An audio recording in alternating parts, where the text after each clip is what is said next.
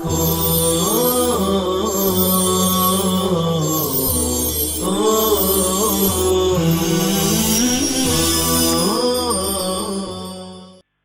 اللہ الرحمن الرحیم۔ وقت کی تنظیم، ٹائم مینجمنٹ۔ وقت اپنی ایک مخصوص رفتار اور تسلسل کے ساتھ انسانی زندگی کا حصہ بنتا جاتا ہے۔ جب یہ رخصت ہوتا ہے تو گزرا وقت کہلاتا ہے، اور جب منتظر ہوتا ہے تو آئندہ وقت کہلاتا ہے۔ وقت کی یہ دونوں قسمیں انسانی دسترس سے باہر ہیں، اس لیے کہ گزرے وقت پر قطع افسوس مننے کے سوا کچھ کیا جا سکتا ہے، اور نہ آئندہ وقت کی ضمانت ہے کہ وہ مہلت عمل دے۔ اس کی منصوبہ بندی کی جا سکتی ہے، مگر اسے استعمال نہیں کیا جا سکتا۔ قابل استعمال اور قابل قدر وقت وہ ہے جو گزر رہا ہے اور اپنے ساتھ حیات انسانی کے لیے لمحات کو مختصر کر رہا ہے۔ وقت ہر انسان کی اپنی متاع ہے جو بلا امتیاز اللہ تعالیٰ نے سارے انسانوں کے حوالے کر رکھی ہے۔ فرد کی دانش مندی یہ ہے کہ وہ اس کا صحیح استعمال کرے۔ اولم نعمرکم ما یتذکر فیہ من تذکر وجاءکم النذیر، کیا ہم نے تم کو اتنی عمر نہیں دی تھی کہ جس میں اگر کوئی سبق لینا چاہتا تو سبق لے سکتا تھا، اور تمہارے پاس خبردار کرنے والا بھی آ چکا تھا۔ اللہ تعالیٰ جس سے جو کام لینا چاہتا ہے اسی کے مطابق اسے عمر اور وسائل بھی عطا کرتا ہے۔ ان وسائل کے استعمال میں غفلت اللہ تعالیٰ کے احسانات کی ناشکری ہے۔ قرآن و سنت میں وقت کی اہمیت کو مختلف پہلوؤں سے اجاگر کیا گیا ہے۔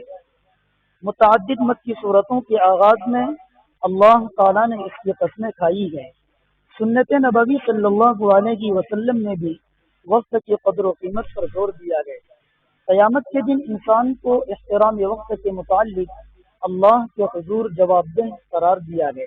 چنانچہ ارشاد نبوی صلی اللہ علیہ وسلم ہے، قیامت کے دن کوئی بھی شخص اپنی جگہ سے ہل نہ سکے گا جب تک کہ 5 سوالوں کا جواب نہ دے دے۔ عمر کہاں گزاری، جوانی کس کام میں کھپائی، مال کہاں سے کمایا اور کہاں خرچ کیا، اور اپنے علم پر کہاں تک عمل کیا۔ اسلامی فرائض و آداب ایک مومن کی تربیت اس پہلو سے کرتے ہیں کہ وہ اللہ تعالیٰ کا مطیع و فرما بردار بنا رہے، اور انسانیت کے درمیان اپنے نبی کا نمائندہ ہونے کی حیثیت سے اپنی شخصیت کو جاذب و مؤثر بنائے رکھے، تاکہ انسانیت اس معیار مطلوب پر اپنی تعمیر کے لیے متوجہ رہے۔ اسلامی فرائض و آداب مثلا نماز، روزہ، زکوٰۃ اور حج وغیرہ کی ادائیگی ایک مخصوص وقت پر ہوتی ہے۔ وقت کی تقسیم و تنظیم کے بغیر کامیاب زندگی کہ وہ اللہ تعالیٰ کا مطیع و فرما بردار بنا رہے، اور انسانیت کے درمیان اپنے نبی کا نمائندہ ہونے کی حیثیت سے اپنی شخصیت کو جاذب و مؤثر بنائے رکھے، تاکہ انسانیت اس معیار مطلوب پر اپنی تعمیر کے لیے متوجہ رہے۔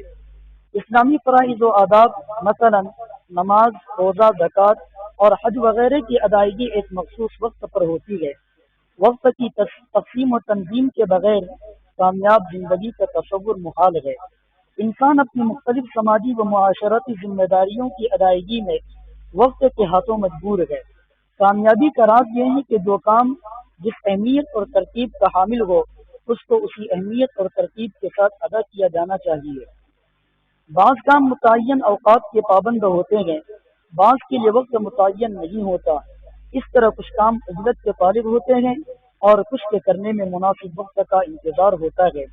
اگر وقت کی مناسب تقسیم اور کاموں کی درجہ بندی نہ کی جائے تو کاموں کے درمیان تصادم عین ممکن ہے، جبکہ تقسیم کار اور تنظیم وقت کاموں کی بہتر ادائیگی اور مناسب انجام دہی کے لیے معاون ثابت ہوتی ہے۔